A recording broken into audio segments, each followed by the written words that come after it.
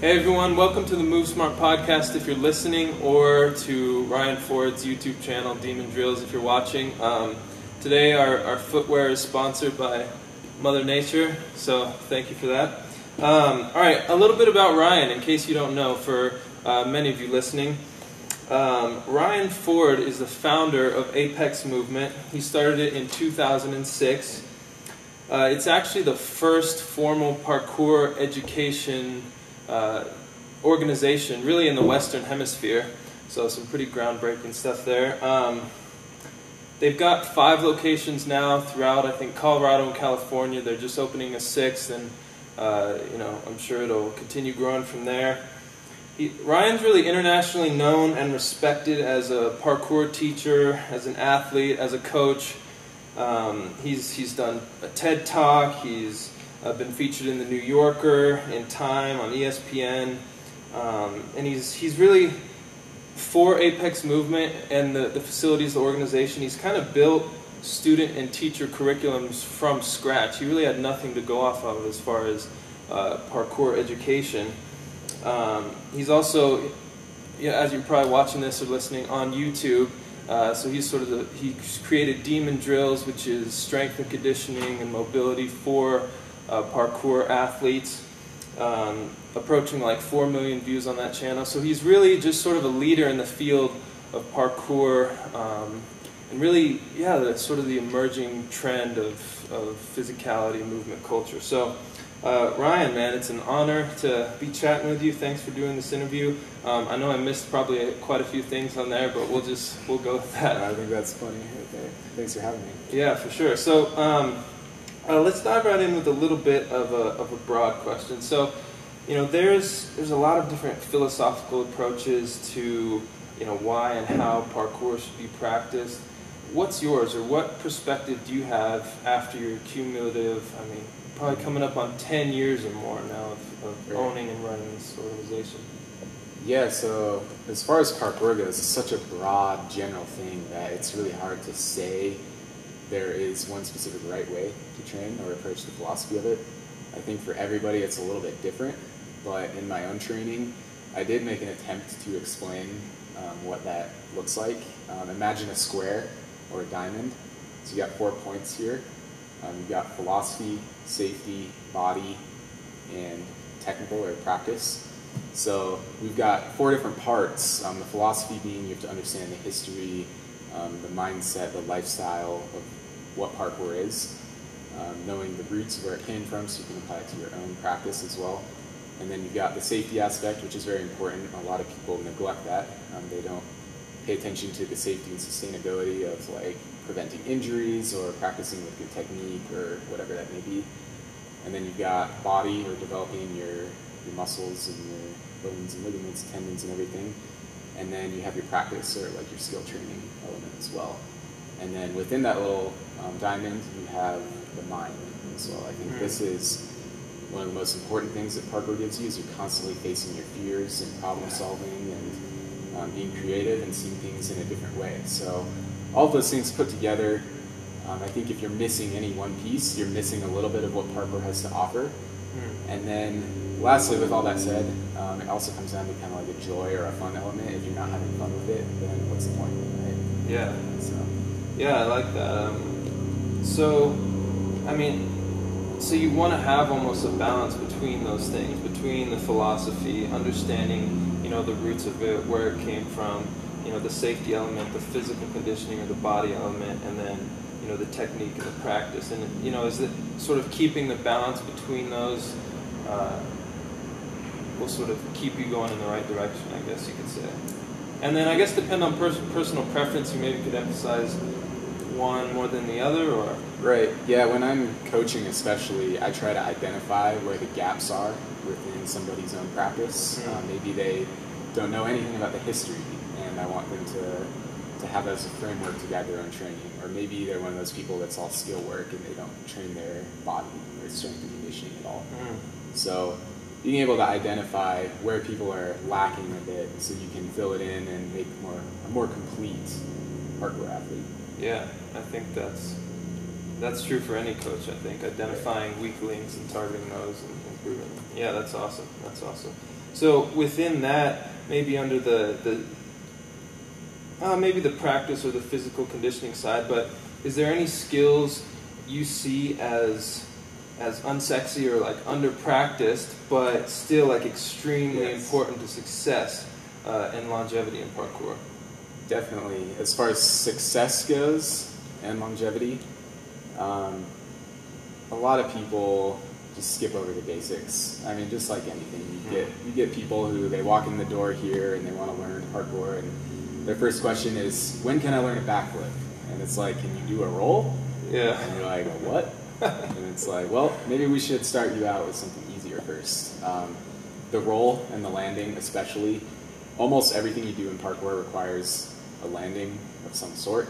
So even if you're doing it pretty good, that's still not enough, because you may not hurt yourself in the short term, but pretty good might add up in the long term, and you could get jumper's knee, runner's knee, shin splints, something like that. So you always have to focus on good landings, and a lot of people don't realize that their landings aren't as good as they could be.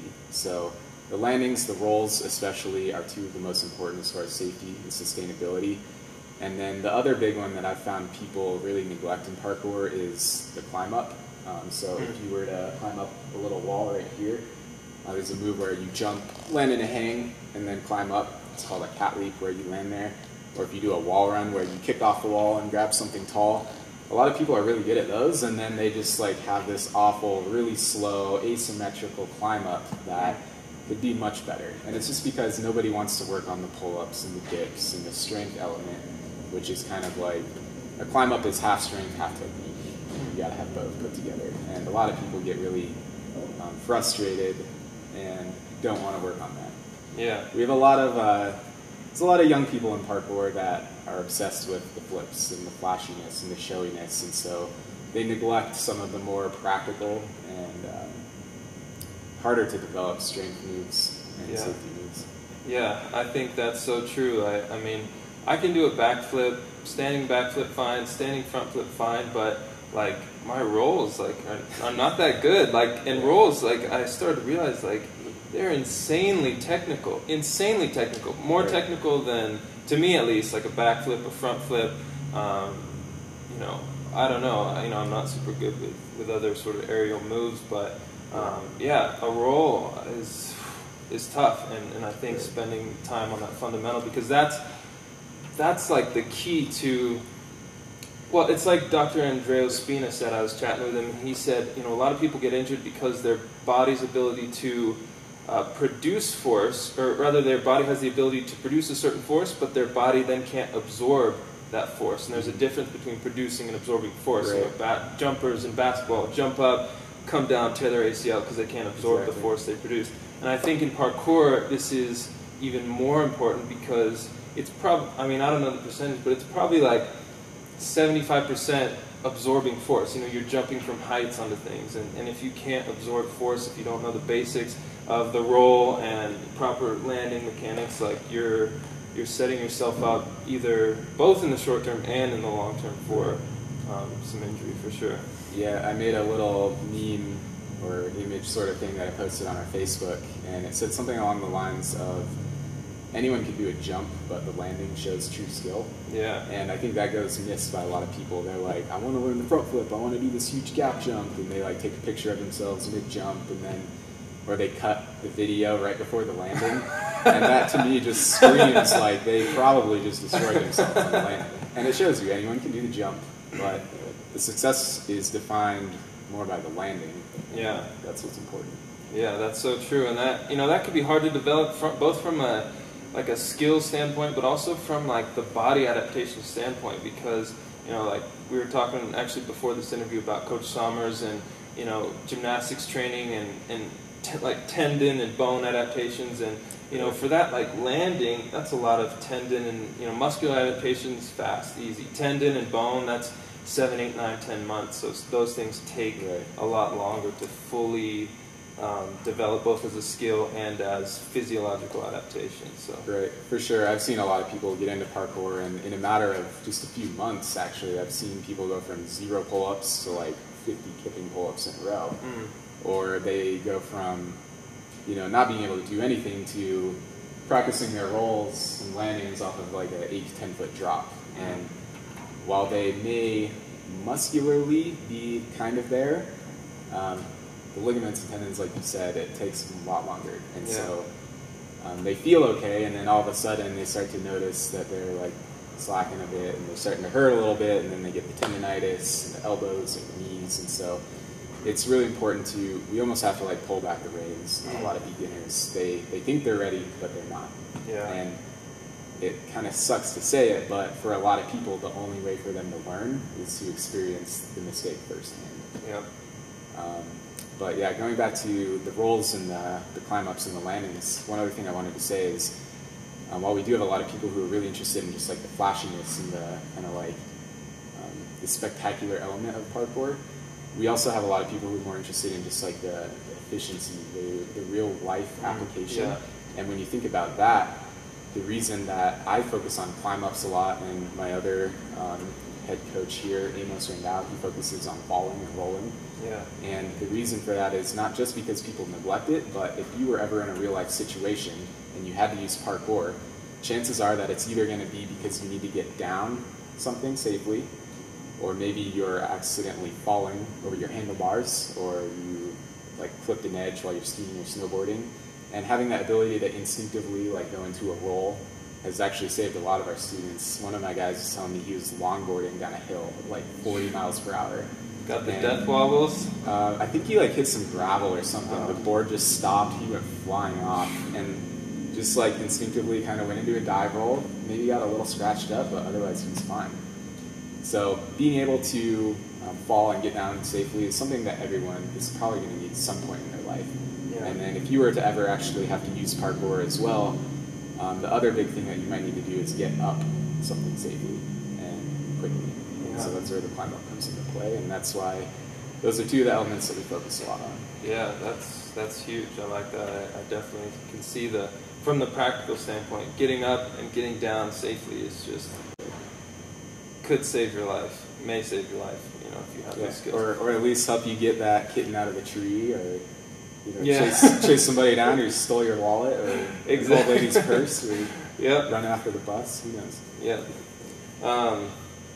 Cool. Good stuff there. So, a lot of the people listening and watching today probably are parkour athletes, but some might not have parkour as their primary physical discipline. So, but they still want to get a lot of the core benefits. So, if you had to say, I don't necessarily just want to make you give a big list, but a few moves, 5 to 10 moves, or just the fundamentals when in your mind of like, what's the most bang for your buck parkour movements? That's a good question. I think that obviously a lot of the basics, so whether you're training basketball or gymnastics or whatever it may be, and you want to do a little bit of training or cross training in parkour, you're going to start with the basics, of course, and we actually we have a very logical progression as far as how we go through the basics. Because parkour is something that's so broad in general, it is hard to kind of like focus it down into just a few things that you need to know.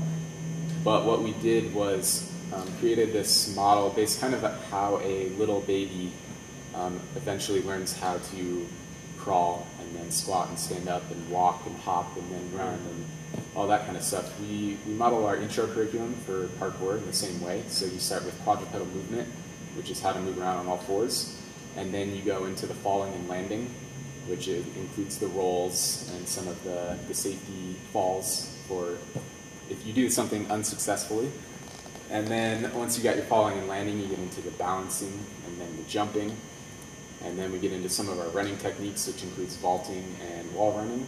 And then finally, some of the brachiating, the climbing, and then ultimately, because a lot of people want to learn it, not because it necessarily fits within that same efficiency of movement sort of model, but the flipping and twisting at the end.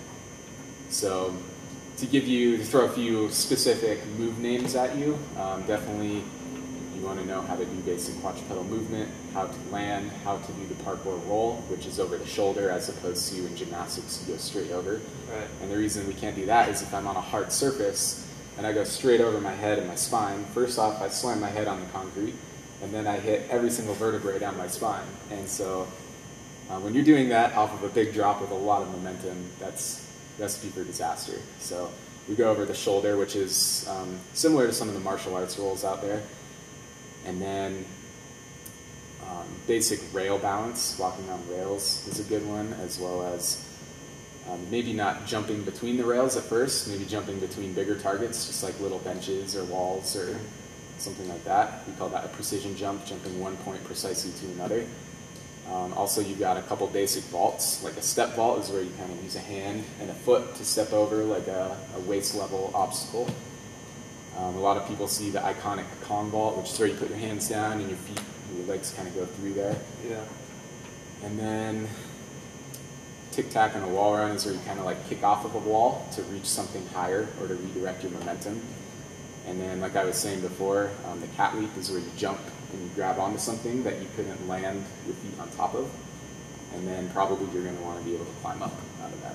So. Gotcha. Yeah, that's good. So that's, again, QM movement, the falling and landing, the balancing and jumping, running, then braking, then climbing, then from there flipping and twisting. That's sort of the hierarchy. If you wanted to dabble in this stuff, that's kind of where you begin, and then just work your way up that chain. Right, and a couple other reasons for that progression is the early techniques that I described start very low to ground, and they progressively go higher off of the ground. So you're developing skills and awareness and safety in a very low-risk area. Yeah. And then as you have more things in your arsenal, I guess, to be safe with, you can go higher off the ground. And then the other progression is we're starting out very simple and then building up to a more complex level. So for example, that step vault or any kind of vault, what I was talking about, when you think about it, a step vault is what? You start out with a run and then you do a jump or a takeoff. Depending on what kind of vault you do, you put your hands and your feet on it, so it's some kind of like variation of quadrupedal movement over something. And then lastly, depending on the outcome, you either fall or you roll or you land. Yeah. And hopefully you know all those things and you can be successful regardless. And so we just took 4 or 5 different skills that we had already learned and put them together for when people start to learn vaults. Yeah, I like that. That is just a very, very intelligent, perspective and progression. And I can tell you, you spent a lot of time developing that over the years, and it's, one way to phrase that is like Ido Portal says, isolating, integrating, then improvising, and you see that throughout this. Or I was talking to Dudley, the manager of the Denver Apex, and he was talking about it from like the analogy of like a jazz musician. You learn the notes, and then you learn to play a tune just a little bit, and then you learn to play songs other people wrote, and then you maybe can write your own songs and improvise later on. Yeah, I can see that as, in this whole progression that you use. We actually refer to Ido's 3 eyes when we teach our own coaches, and we also, I was going to bring up the jazz analogy, but you already had it there. But just to embellish a little bit on that, when we use the jazz analogy, we're kind of using that as a way to describe our skill training. So at first, it's inevitable that you have to isolate moves so that people can do them correctly and do them safely. And then as soon as we're seeing enough proficiency that they're able to do it safely, we integrate it. So we're doing, instead of like a roll by itself, it might be you're doing like quadrupedal movement into a roll. Or when we learn vaults, you might learn the vault first, and then as soon as you're doing the vault correctly, you do the vault into a roll. And so we're integrating it into combos, or maybe like sequences of a few moves. And then lastly, kind of like the ultimate level of parkour is to be able to improvise and put it all together. So we do that in parkour through competitions, doing like time trial courses, or doing performances, or just kind of like going out there with your friends and playing around. So that ability to improvise, even if like during a competition or a performance, you may have planned out this specific way to do things, shit happens, and you may have to spontaneously adapt and react, and you may slip during a course and you've got to do some other move that you didn't plan on, or your performance, you may have slipped up and then your partner is coming through and you got to avoid them, and whatever happens, you got to be ready for it. You got to be ready to improvise. Yeah, absolutely. And again, for those listening or watching, you know, there's some really good, just for further resources, Amos, I think you mentioned, he does a really great rolling tutorial, just extremely thorough. I learned a ton from watching it. What's the name on that again? Yeah, so Amos has a specialty in falling and rolling and landing. His YouTube channel, where he's got a lot of good tutorials and stuff, is, I believe, Parkour Freerun Ukemi. Okay. But if you just search his name, Amos Rendau, Parkour. And then what's that series of just specifically the parkour roll? It's like, I forget the name of that. I think he called it Rolling in the Real World. Okay. Falling. It's also really funny, by the way. So definitely watch that. And then again on Ryan's channel, it's just youtube.com/demon drills, is it? And yeah, a bunch of strength conditioning technique stuff for further resources for people. So, you know, we've talked about what non-parkour specialist athletes can do to sort of dip their toes and progress up that line. What about for parkour athletes? It's kind of their main gig, but what have you seen as good complements to parkour training? I think that parkour is inherently extremely broad. I mean, it includes climbing, it includes running and jumping and acrobatics, and it's a little bit of everything. In my opinion, it is kind of like the ultimate sport, except for the fact that it doesn't include any like lifting or manipulating, or self-defense sort of stuff. But as far as like fundamental skills that you need for athletics, running, jumping, climbing, cutting, dodging, ducking, crawling, etc., we kind of cover all of that. So it is really hard to pick where exactly you're going to go with it. But one thing I do tell a lot of our people here who parkour is kind of like their main thing, and they want to be a pro at it. They want to do performances. They want to be a competition athlete. And they ask me what do they need to do to accomplish that, and I tell them, because parkour is so broad, you do have to, at least our philosophy here is we want to create athletes who are very well-rounded through all of the basics of parkour, but at the same time they need to differentiate themselves in some kind of creative or unique way that brings something new or original to what we do. Yeah. And so some of the most famous parkour athletes in the world got that way because they came from breakdancing, and they incorporate breakdancing with their parkour. Or maybe they came from tricking or gymnastics, or I even know some rock climbers who made the transition. And so they excel in one area where they can really like create this unique style that's never been done before, and they're adding something new to the kind of like whole parkour culture, I guess. And so because of that, I tell people to like dabble in, like find something else that you really like, and whether it's capoeira or, like I said, climbing or gymnastics or breakdancing or hip hop dance, or like who knows, just find some other movement and figure out a way to mix it with parkour and create something original. Yeah, I like that, and that reminds me of, I mean, you see this in everything, whether it's you know, in the academic world, it's like, you know, you've got to lay a foundation, or in other movement practices, yeah, you lay a foundation, and then, you know, you've got to go deep in one area to, you know, if you're going to make a contribution, or if you're going to, you know, distinguish yourself from the rest, you've got to develop a skill set or a knowledge base that that can contribute to the overall community in a meaningful way, and I think that's wise words, to lay a foundation and then sort of go deep and specialize within even a very broad movement. Yeah, I was just talking to this guy in Denver the other day, and we were talking about how to like make a name for yourself nowadays in the parkour world, and I said, nowadays it's not enough to be really, really good. Like, you gotta be really, really good and be really, really original or creative. Yeah. Because there's tons of guys now who are throwing double flips on even concrete. Yeah. It's like unbelievable. And they're so well-rounded as well, but they're just doing the same thing that everyone else is doing. And so they don't stand out. Yeah. If you want to stand out, you've got to, like you said, find some other area, find some new inspiration and bring it in and create something different. Yeah, that's, I think, so true. It's like, it's almost, I don't know, it's almost like the YouTube factor, where like you can go on YouTube and look and see just the most the craziest stuff, right? Like, Yeah. and it's almost unimpressive anymore to see, like you said, guys doing, you know, standing double backflip. I mean, that still is really impressive, but or, you know, double front flips, all this crazy stuff that like it almost becomes, even though it's amazing and they, you know, not to undermine their accomplishment, it doesn't really strike us as much because it's, you know, it's just been seen so many times. It's out there. You've got to add some element of originality, uniqueness to.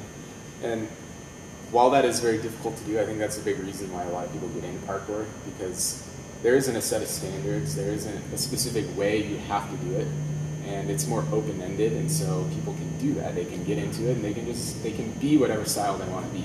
They can neglect all the basics if they want to, and they're probably going to get hurt and not be doing it for very long, but if that's what they want to do, they just want to do flips and they don't care about how to land correctly, they can do that. Or, you know, it's kind of up to you to create your own path. Yeah. All right, so we talked a little bit about injury and things like that, but where do you see, if we haven't already touched on this, where do you see a lot of parkour athletes vulnerable or prone to injury, either acutely or, you know, as a build-up over time? And maybe even more, you know, beginners, obviously, if they rush it, we talked about that, you know, they can get some tendon issues and stuff, but what about intermediate or more advanced athletes? Where do you see them prone to injury and things like that? I think in parkour, probably the main thing that we see is foot and ankle injuries. That's the most common, and that's because when you take a landing, kind of like the first thing that is affected is the first thing to contact the ground. And you're taking a lot of that absorption through your foot and your ankle. And if you're not doing it right, or if you're doing drops that are too big for you or whatever, then it's going to add up. And so we get, you'll see like a lot of ankle sprains. Also, this has been referred to as the ankle thingy in the parkour world. The parkour world is where you over-compress. So yeah. You get it like right up here, and sometimes it only hurts for like a few seconds or a few minutes and then it's gone, but sometimes it affects you for many years to come. And so the foot and ankle is probably number one, and then second off, if you're lacking flexibility here, if you're lacking technique in your landing, the next place to compensate is the knee. So you do see some like jumper's knee, runner's knee, slight knee sprains, meniscus sort of wear and tear. It just works its way up the chain from there. Yeah, exactly. And then I guess the one other thing is very common injury when you fall. And we teach people not to do this, is if you're falling, don't stick your arms out like that, especially behind you. Even if you're falling in front of you, sometimes you do have to put them out, but what you're at risk for is the wrist sprain. Yeah.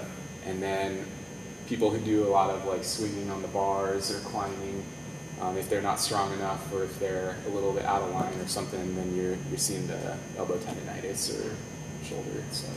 Gotcha. So what sort of precautions or, you know, conditioning or things like that do you try to do to encourage that robustness of the tissues? You know, are you doing any sort of, you're probably familiar with like improper alignment and sort of preparing for that. Do you do any sort of conditioning like that? Yeah, so this has not been our area of expertise, which is why we've had to kind of go out of our way and look to other sources of inspiration for ideas to incorporate. And so we have tested a lot of stuff out. I've worked with Dr. Ken. He's a chiropractor who's one of the very first parkour guys I ever trained with, and he's also a coach here. But together we kind of came up with this little foot and ankle routine. I don't know if you've ever heard of Dogen's titanium ankles tutorial on YouTube, but I don't think so. I'll have to check that out. It's a really old school foot and ankle conditioning video that trickers used. Because they're doing all kinds of crazy flips and spins, and it's really easy to tweak your ankle on that. So we kind of like based it off that and took it to the next level as far as what we thought we needed for parkour. So we're still kind of like testing that out. We actually haven't even released it yet, but definitely stuff to prepare the foot and the ankle, as well as we've looked into other areas like gymnastics bodies and videos, routines. Also, Kelly Starrett has obviously got a ton of great stuff and information.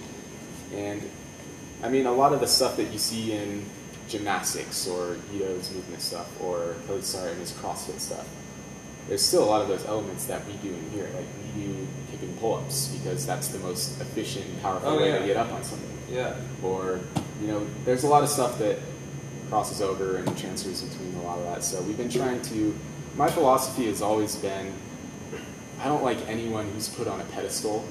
Like nobody's perfect, whether it's an athlete or a coach or an educator or whatever. Like nobody's perfect. Everybody's got their strengths and their weaknesses. And you have to have an open mind to essentially like identify, oh yeah, this is really good about that guy, but I didn't like this so much. But I'm going to borrow that. I'm going to borrow that. And I'm going to put it all together into what I think is the best. And so,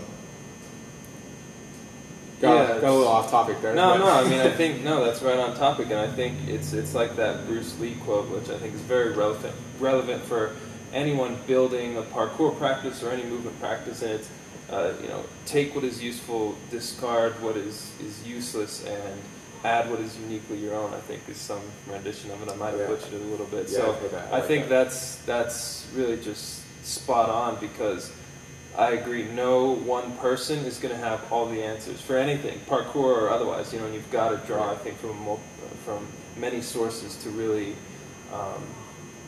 just be the sort of athlete that you want to be and really could be to fulfill your potential there. So, all right, let's see. So I was chatting with Louis West, who's an amazing acrobat. Definitely check him out on YouTube if you haven't already. And what's that video he has? There's a couple. One's called Floorgasm. Okay. Yeah, that's what I was saying. I think that's his most popular one, and it was really awesome to chat with him. And one thing he said that struck me was it was about injury, and he said, you know, like, injury is almost inevitable to a certain degree, and he said, never waste an injury. It's like that old saying of, you know, more in politics almost, where it's like never waste a good crisis. And I think the same applies for athletes, parkour athletes. You know, never waste an injury. I think viewing it as an opportunity and working other skills is so vital for both recovery and your mental health. Have you ever been injured and had to struggle with this? And if so, how did you cope with that? Or maybe one of your athletes? Absolutely. I've been doing parkour for about 10 years now, and I originally was entirely self-taught. I was the first person in Colorado that I could find that did parkour. So I was back in high school. I was 17. I was on my dial-up modem at home, downloading parkour videos overnight and then coming back and watching them in the morning. And then I'd go out to Red Rocks Amphitheater or a school nearby, and I'd just try whatever I saw. And not the smartest or safest way to go about it. I thought in order to practice my roll, I had to climb onto the top of the playground and jump off it and practice my roll. But nowadays, of course, we teach people how to roll from a squat position on the ground. So I made a lot of dumb mistakes, and while I didn't necessarily get hurt that much, because I came from a football, track, soccer background, so I was already pretty conditioned. I'd been lifting for a couple of years even, and so I didn't get hurt too bad, but it's probably like 4 or 5 years into my parkour career that I just started getting this like awful grinding in my left knee, and just even like flexing my knee like this, it was grinding and hurting, and it kind of transferred over to even when I jumped and landed. So I tried everything, like physical therapy, chiropractors, doing my own like strength and flexibility training, and nothing really worked. So I eventually had to get surgery for my runner's knee to go in there and sweep down the cartilage. And looking back, my diagnosis is I have really tight ankles. So I see a few different things that are important to the longevity of what we do. First off, you got to be strong, you got to be flexible, and you got to be smart. Yep. And I was already really strong. I could deadlift and squat a lot, and I always practiced smart. I wasn't like recklessly throwing myself off, at least not since the early days, and I didn't do that for very long. But I mostly stayed pretty smart. The part that I lacked, again, was my flexibility and my foot and ankle. And so the first place that compensates is your knee. And I think that's kind of what got me. And it was one of those like silent killers that kind of like slowly creeps up on you, and a lot of people can't even learn that unless they learn it the hard way. So I got surgery on my knee, and I was out for actually leading up to the surgery and afterward. I didn't do parkour as I used to for over a year. Wow. And so what that actually forced me to do is exactly what you're talking about, is do something else, do what I could. And what I could do was flags and muscle ups and gymnastics, strength training and climbing. And so that actually laid the foundation for a lot of the strengths that I have now. Like, I'm known for having really good flags, and I'm known for having some of the best climb ups, and I'm known for having a lot of like really good upper body strength sort of stuff. And yeah. That's an area that a lot of parkour people neglect, but because I was forced to work on it, because I couldn't use my legs that much, that became an area of strength for me, and also an area which kind of differentiated me and allowed me to make some unique contributions to parkour. Yeah, I think there's some good points in there. That one, I mean, obviously nobody wants to get injured. You know, we want to avoid that as much as possible, and I think, you know, that, you know, proper progressions, maintaining mobility and flexibility. Ian King, who's really a legendary strength coach, I was chatting with him, and he said mobility or flexibility is the #1 physical trait for everyone for life, as far as longevity and stuff, and maintaining the proper joint relationships. And you know, I think that goes a long way towards injury prevention. So, you know, that, I think I want to point out, the mobility is huge. And then the other thing is, yeah, that could have been a terrible time for you, right? This time, you know, maybe could have been depressed, could have just lost your identity almost if you... Yeah, I know plenty of people who, they sprain their ankle or something, and they go home and you don't see them for 6 months. Yeah. They just play video games. Which is sad. I mean, it's sad. So yeah, if you're listening out there, don't get injured. Do all you can, you know, maintain your flexibility, your mobility. But if you do get injured, do not waste that injury. Use it to, you know, develop some other physical skills, physical qualities, because you can. I mean, I even know of this guy, I'm hoping to bring him on the show, Kyle Maynard. He literally he was born with no arms and no legs. None, and he's, you know, he's still out there. He's doing CrossFit. He climbed Mount Kilimanjaro, 19,000-foot mountain. He's actually, I can't interview him till late October because he's preparing for like the world jiu-jitsu competitions, or, you know, so like there's always something you can do. There's always something you can do despite any injury you may have. So yeah, I think an important point for all parkour athletes are really just movement, fitness enthusiasts out there. So yeah, so we talked a little bit about longevity and joint health, but and that's one of the things a lot of people might address. It's like, oh, like, yeah, these young guys, like, you know, they're doing this now, but, you know, wait, give them 5-10 years. Like, what are your thoughts on that? Your philosophy toward longevity? How can we promote that? I mean, for anyone who's out there who actually keeps up with the science, like, you know, jumping, landing, all these things can be really, really great for bone density, for, you know, musculoskeletal health. But I think it follows, again, that dose response. You know, too little, you won't benefit; too much, you might damage yourself. So, yeah, what are your thoughts on that? Yeah, there's definitely a balance. A lot of the original founders of parkour nowadays, they're getting into their 40s now, and I've trained with a bunch of them, and honestly, they're some of the most strong and sturdy and mentally tough people that I've ever met. And they're still, I mean, they're maybe not like competition or performance athlete anymore, but they're still incredibly capable, and they're still stronger and better than most people I know who are half their age. And I think that goes to show that if you do parkour and you do it with a good mindset and you stay smart, I tell a lot of people we don't have knee pads or shin pads or helmets or anything like that. Your safety gear is your own head. So practicing smart. Yeah. And if you can do that, then you do have to find that balance. I mean, you are going to get hurt at some point, but hopefully you learn something from that injury and you learn how to correct it, or you learn how to avoid it. And if you're constantly doing that, then you do find this balance where I think you are preparing your body to be really amazing well into old age. Yeah, I love that your safety gear is your head, or your safety gear is your mind. I think that is just, yeah, that's the greatest tool you have as an athlete, really, is your mind. Both from a safety perspective, from a skill perspective, everything. Training hard, but smart, like you said, is yeah, super key.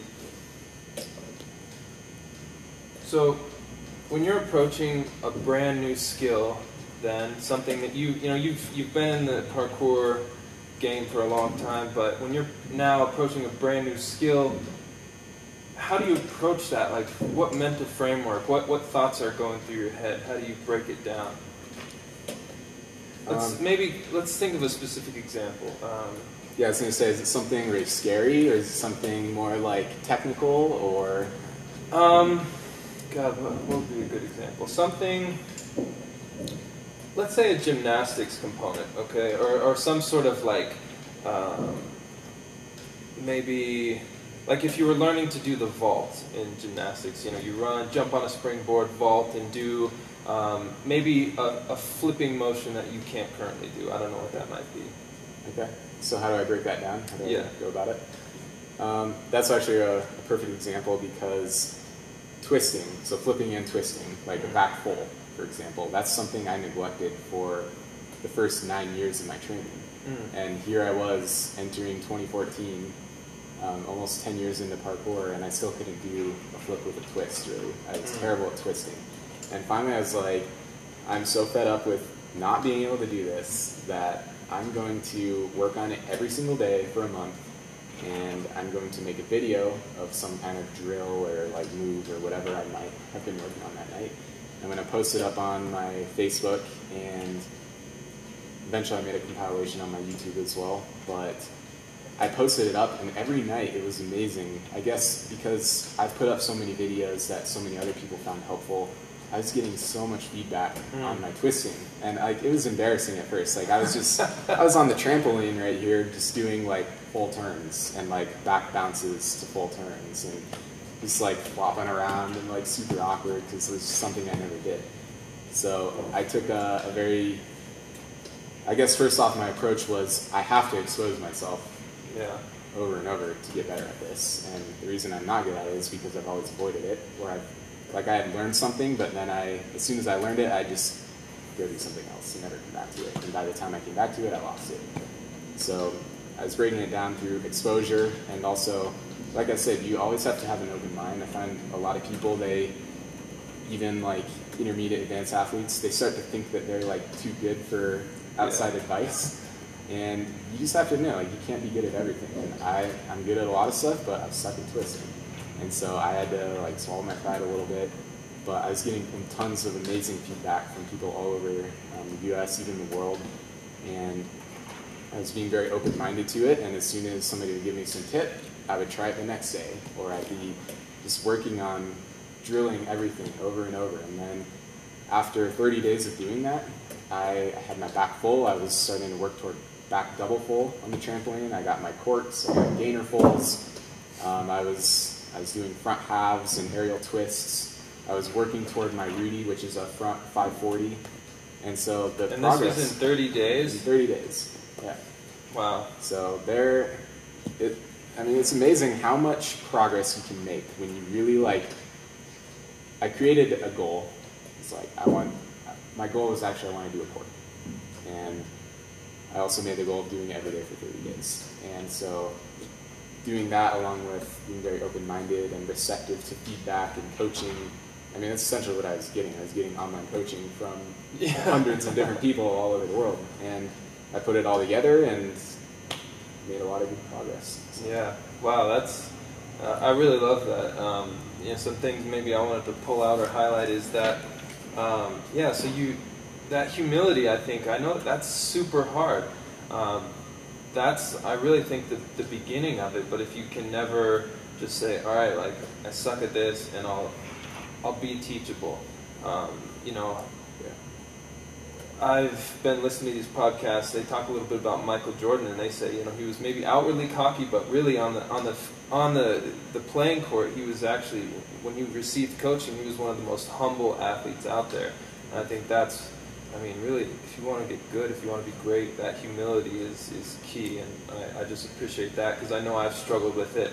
You know, when I was working on my handstands, for example, you know, everybody just wants to start kicking up hundreds of times and falling, kicking up, you know, and I'd done that for years, and you know, I could already hold probably a 30-second handstand free, but I was like, I'm still not where I want to be. So I was like, all right, I'm going to go back to the wall, and I'm going to do line drills every single session. And within like 3 weeks or 2 weeks, I had a 60-second like great line freestanding handstand, and it was that humility, and then going back to the basics, like you said, and then really just going deep with it, not like, oh, dipping your toe and then going somewhere else and dipping your toe again. It was like, no, you're like wading into the water a little bit deeper every single day, a little bit deeper, going deeper and deeper, and building upon what you already know. Yeah, exactly, and the patience. So that's a great story. Thank you for sharing that. So we touched a little bit on mental toughness. You talked about how the old parkour guys are some of the most mentally tough people that you know out there. So what role this mental training, mental toughness, persistence, what does that play in parkour, and is it just sort of a byproduct of the type of training? Does it come naturally, or can you develop that in another way? Or yeah, so as far as some of the core values of parkour, how it originally started, a real quick history lesson here. The main inspirations of parkour come from the natural method by George Hebert, which is kind of what later led on to MoveNat. But it was a natural training method of a bunch of different things you can do no matter where you are, in the forest, the beach, whatever. Run, jump, swim, climb, and so on. And this was developed by a military guy who later incorporated it into the military training, but also into schools and physical education. And particularly later on, this guy Raymond Bell was in the military for the French military, training in the Vietnam War on the military obstacle courses that were inspired by the natural method. And so a lot of this military training, like jumping over the logs, climbing up the ropes and the ladders and that kind of stuff, that's eventually what kind of gave way into parkour. So Raymond had a son, David Bell, and David Bell, along with a bunch of his friends, were living in the urban environment in the suburbs of Paris, and kind of took that same sort of training and that same mindset of the warrior spirit or mentality, and they applied it to, what if somebody was in that building over there and it was burning down? How could I get there as fast as possible and go save them? And so when they kind of played some of these games, they slowly began to develop these different techniques, and which later kind of evolved into parkour as we know it now. But like I said, some of the original purpose of doing parkour was to prepare yourself for anything, to make yourself strong and capable and ready and tough and able to do whatever you want, really. So it's not that we do some of these ridiculous little climbing challenges or like problem-solving things because I think I'm ever going to have to, but if I ever had to do that, I would know that I'll be successful. Yeah. And so they were a lot about like pushing their mental abilities through just like all kinds of crazy stuff. Actually, when I trained with some of these older guys in London one time, we were doing an intermediate advanced class outside, and it was like an hour long, right around sunset. And right when the sun was going down, the class was finishing up, and the coach was like, all right guys, you're free to go, but if you guys want to stay for a little bit of extra training, we're going to be doing some more training. The only rule is if you start with us, you have to finish with us. So I was there with my other friend from around here, and we're like, oh cool, it'll be like another good hour or two of training. Sure, let's do it. And so the sun's going down, we decide to stay. There's probably like 5 to 10 other people that decide to stay, and we just follow this guy, and it's like, all right, let's start running. And so we start running, and we're following this guy. This is my first time to London, so I have no idea where I am. And the more we run, the less I know where I am. And so it gets to be like 8, 9, 10, 11. And then I think by maybe like still 11, running this whole time? Or so we were running mixed with some climbing, mixed with some parkour circuits. Okay. And so sometimes we'd stop and stay in a spot, but for the most part we were just moving around. And I think by like 11 at night or so, somebody just made the joke. They're like, wouldn't that be funny or crazy if we just did this the whole night? And everyone like laughed. Wrong thing to say. And so it gets to be like 12 and 1, and we're like, I wonder if we're doing this all night. And it gets to be 2, 3, 4, and we're like, we're doing this all night. And so we actually ended up running from sunset to sunrise. We finished at the same spot we started, and we saw everything. Like, we ran around all of London, and I remember like my foot was cramping up. Like, it felt like somebody was just like squeezing all the muscles together, and it hurt so bad. And I was like limping around and trying to stay up, and me and my friend got in this fight, and like everyone was super on edge, and it was mentally extremely difficult, especially because the whole time the only person who knew what we were doing was the guy who was leading it. So the rest of us were just like, what are we doing? Like, I don't know, I want to quit, I want to go home, but I can't because I've never been here and I have no idea where I am, and it's 4 in the morning. And so we got back to this guy's house that we were staying with, and he had actually chosen not to stay. And so he found out what we did, and he just laughed at us. But we got on his computer and like retraced the route as we were like later told, as far as where we went, and it came out to like 25 miles. So that was my first marathon that I ever ran. And now I know that if I ever had to run a marathon with no training, I could do that right now if I had to. But it's things like that. They would just do that to really test themselves mentally, and I think that's kind of like a core value of parkour that's a little bit lost nowadays. I think a lot of the next generation, the new generation that's training, they're so focused on like a move list, like checking everything off. Like, I got to get my backflip, I got to get my double backflip, I got to get my double twisting double backflip, and it's like the strength and conditioning, the really like mentally challenging stuff that these guys did early on, it's not done so much now. So we try to still promote that in our classes in bits and pieces. Like, instead of running for 25 miles through an entire night, we just might do a really hard thing for like 10 minutes of like different QM or hanging on bars or something. Not because I think it's necessarily the best way to build strength, but there are workouts that are good for that, and there are workouts that are good for just like breaking you down mentally and like showing you what you're capable of, because so often the body can keep going, but the mind is what gives up. So that's what they train, and the Yamakaze, some of these original guys from parkour, they are more mentally strong than just about anyone that I can think of. They've voluntarily put themselves through hell and back in a lot of their workouts. That's a great story. I'm glad to hear that one, and that almost reminds me of this element of mental toughness. Like, it's probably something I don't explore enough in my own training. I mean, there is a fine line. You don't want to just always be doing this and overtraining and break yourself down, but I think it's still a very valuable skill to have. And you know, there's this, like you said, the body can go so much further than we think it can. The mind is a limiting factor, and actually what you said reminded me of this study I heard about a couple weeks ago with rats. And you know, they put these, you know, I don't know whether or not you agree with the cruelty of this, but they put these rats in a bucket, let them swim, one group let them swim as long as they could, and this was kind of the control group. These rats swam on an average like 15 minutes before they just gave up and drowned, right? But then this other group of rats, they let them swim for like, 13, 14 minutes, right when they're about to like just give up and die. They take them out, dry them off, let them rest for a second, put them back in, and then after that, they were able to swim for like 60 hours or something.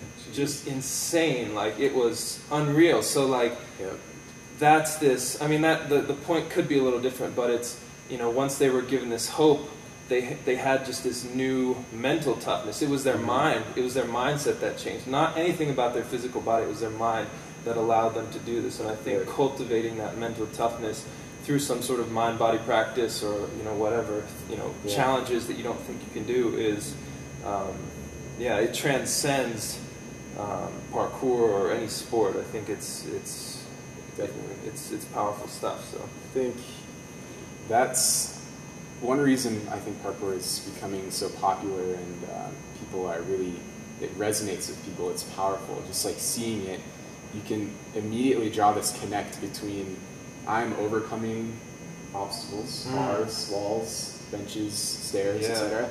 Yeah. And I'm overcoming these obstacles in my own physical practice, but it very easily translates to overcoming obstacles in the rest of my life. Yeah. I've seen tons of kids walk in the door here who were like targets of bullying and like depressed, had no self-confidence, and scrawny, like hunched over because they just play video games, and a year or two later they're like, they're standing up tall, they have some confidence, they can do a backflip, and everyone's impressed at school, and now they're like cool and they don't get bullied, and they're like more socially successful, and it's just like really transformed people, not just physically but mentally, and just because of the fact that we're overcoming obstacles literally and figuratively. And in particular, I want to touch a little bit about the fear aspect, because I think so many sports miss this element of fear. Like, I need to do this jump, but it's terrifying. It's 10 feet off the ground or 50 feet off the ground, and even though I know I can standing jump 9 feet or 10 feet between two obstacles at ground level, you add like a 50-foot drop in there, and you're like all of a sudden thinking twice, right? But when it comes down to it, it's the same exact thing.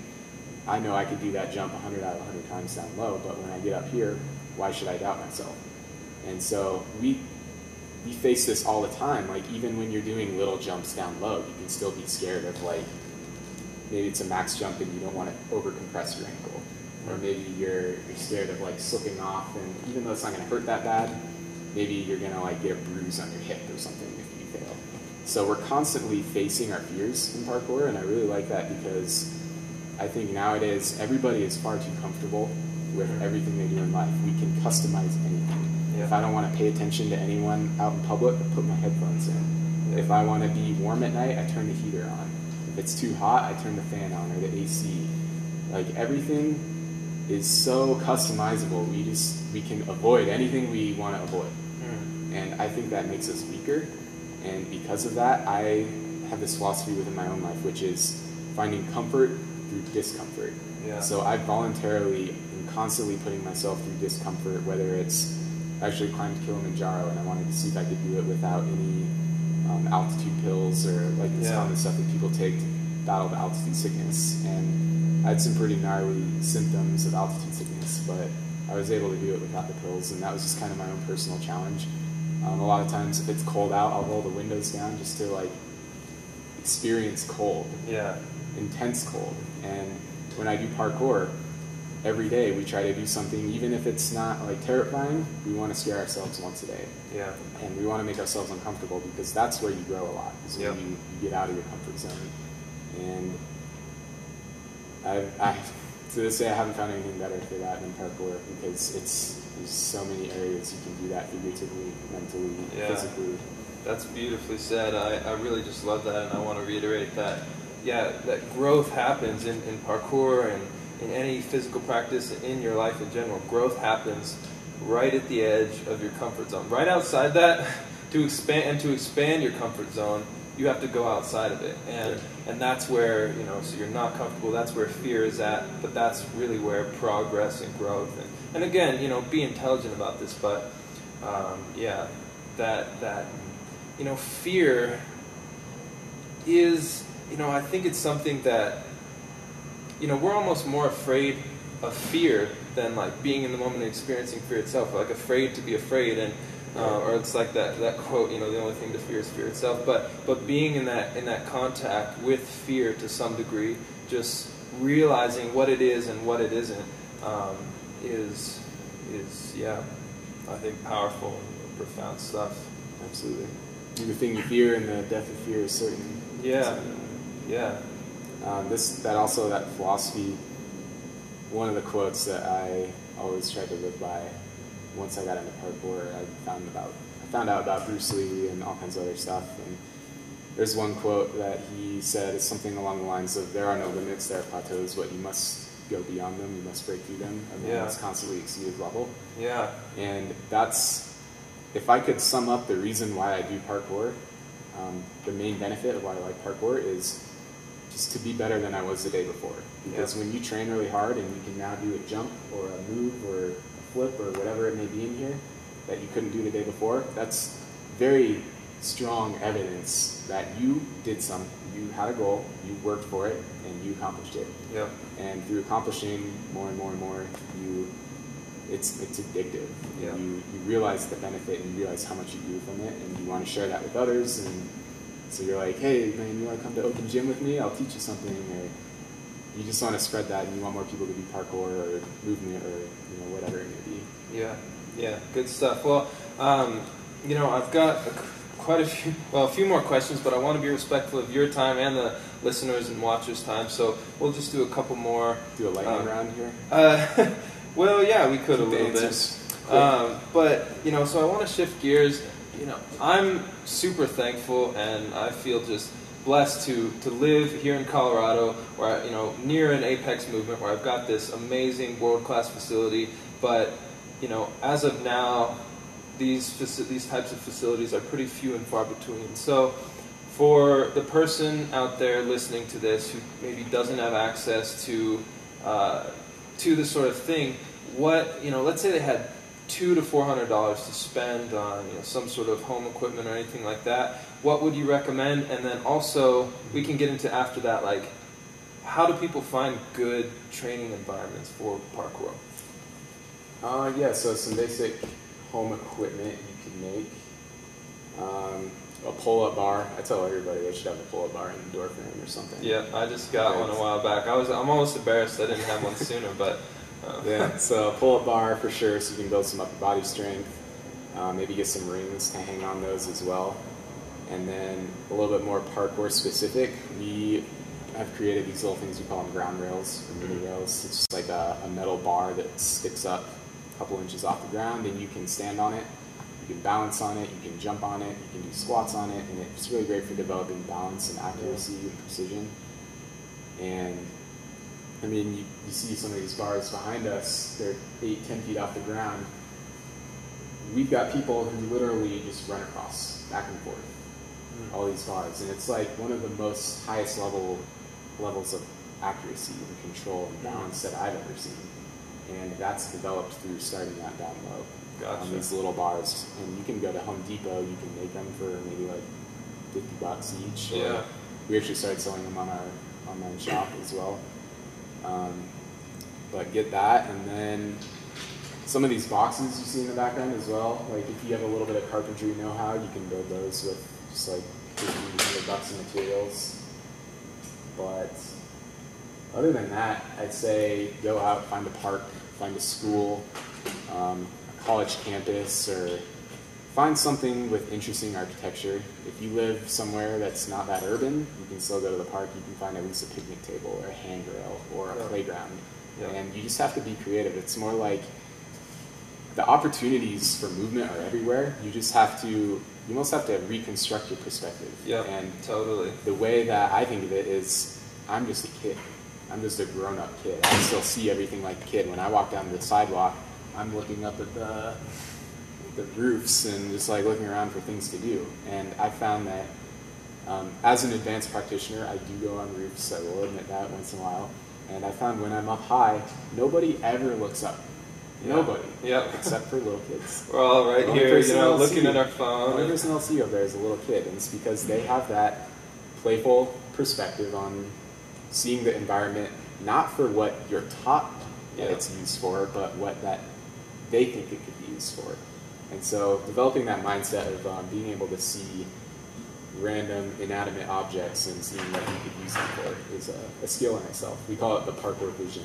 Oh yeah, yeah, and I've noticed that myself. Like probably in the last couple months, I've just started taking walks just right around my immediate area, a mile or two, radius, and just going out, exploring all the local parks. And it's like you said, just seeing the plain everyday items, a park bench or a bike rack or whatever. It's seeing all these items that are all around you, but it's looking at them in a new way. It's changing your mental framework of it. Right. And I've been thinking a lot about this. And if you want to change or grow, to me it's like either change the people you're around, change the environment or change your mental framework. And that's, I think, the last one. For something like this, for someone who wants to go out, it's changing your mental framework, changing how you look at the environment, and then the possibilities just open up. And it's amazing, and you'll get like so excited about like the plain objects all around you, you know, just near your house. And it's, I think you're right, that creativity, that parkour vision is essential if you don't have a great facility to train at. So definitely. Cool. So let's see. Who are some of your mentors and influences that have both, I guess, inside parkour and out? Who have been really big for you? Yeah, nowadays I created a Facebook list with a bunch of pages and people that I follow. Ooh. So that it's a really great way to just, like, I can click on my movement coaches, I think that's what I call it, once a day, and I just see everything that they posted recently. Very cool. So some of the people that are on that are like Charles Poliquin, Brett Contreras, Ido Portal, Irwan and MoveNat, CrossFit stuff, Kelly Starrett, Carl Paoli, gymnastics bodies. In the parkour world, there's a few like Rafe Kelly. There's Amos now here locally. We've got a lot of unbelievable people here locally that actually a lot of them started out as my students and then have completely surpassed me in different areas. Yeah. And so now I'm kind of like their student in some ways. Some of those people are like Brandon Douglas, he's won like 5 of the biggest parkour competitions in a row. Wow. As far as time trials. He's like the fastest parkour guy. Dylan Baker, who's world renowned for his ability to kind of overcome fear. Also, there's some teams that I really look up to in parkour, like Storm Freerunning, Tempest, Team Farang. They're the ones really like pushing the boundaries of like creativity and adding something new, and also it's presentation. So you can look up these YouTube videos and it's a ton of just like basic stuff of like crappy production and no personality and all that, but some of these teams are now like taking that to the next level. They're really like showing some artistic ability and some personality and adding some style and flavor into it, which is they're kind of like leading the way to developing the parkour culture or the parkour lifestyle. Like we're still a very young sport. Competitions are young. There's not that many parkour brands, so we're still like finding an identity as a movement, but. Yeah, those are a bunch of my own inspirations. Yeah, that's great. And then, let's see. Yeah, I mean, parkour is such a new sport, you know, and it's exciting to see this development. I mean, just unfolding right before all of our eyes. Where do you see in like the next 5 to 10 years? How do you see it sort of evolving or changing?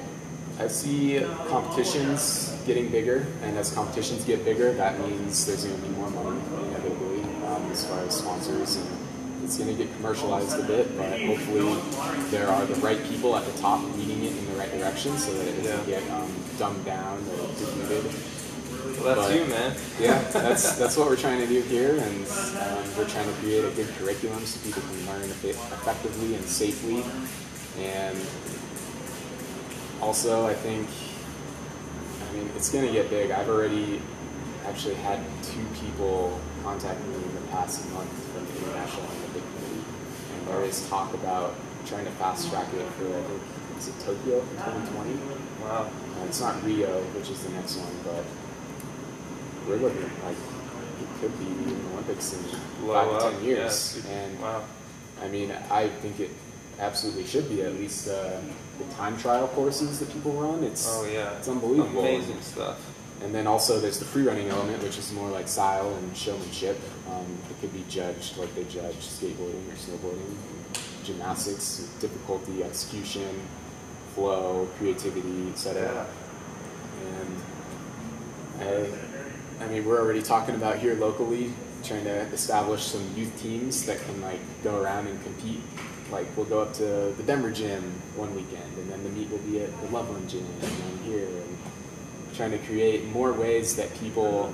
A lot of people see this as just like a hobby or something to do on the side, but there's a lot of people that want to do it like a season or like a traditional sport. Yeah. With competitions, and we want to provide kind of like all avenues of that for people to pursue it, whether they're an adult or a kid or whatever. So very cool. Yeah, that's exciting stuff. I know that, I was talking to this pro climber a couple weeks back, and she's, hoping climbing might be in the 2020 Olympics. And I think that, that'd be cool to see some of these new emerging sports, parkour, climbing, who knows what else, just coming to the Olympics would do obviously amazing things for it. I mean, it'd bring in a pool of talent, it'd bring in money and development and proliferation across the planet. Yeah, and even like now, people have accomplished incredible stuff through parkour, but I think it's safe to say hardly anyone, if anyone, has actually trained as hard as like an Olympic gymnast, for example. Yeah. And it's just because the Olympics isn't an option for us, and there's not as many sponsors, and there's not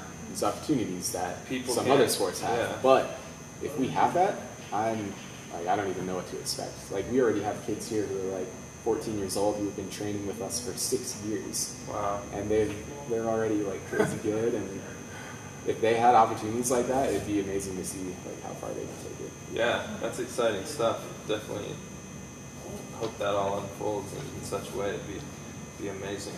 Okay, let's see. Now, you just launched a little, maybe last year, you're sort of wanting to develop it, Parkour EDU, or, yeah, how do you pronounce that? Yeah, that's it. What's sort of your vision for that, or what are you hoping to see come of that? Yeah, so there's hardly any information on it. So technically we haven't launched it, but we have told people that it's coming soon. Gotcha.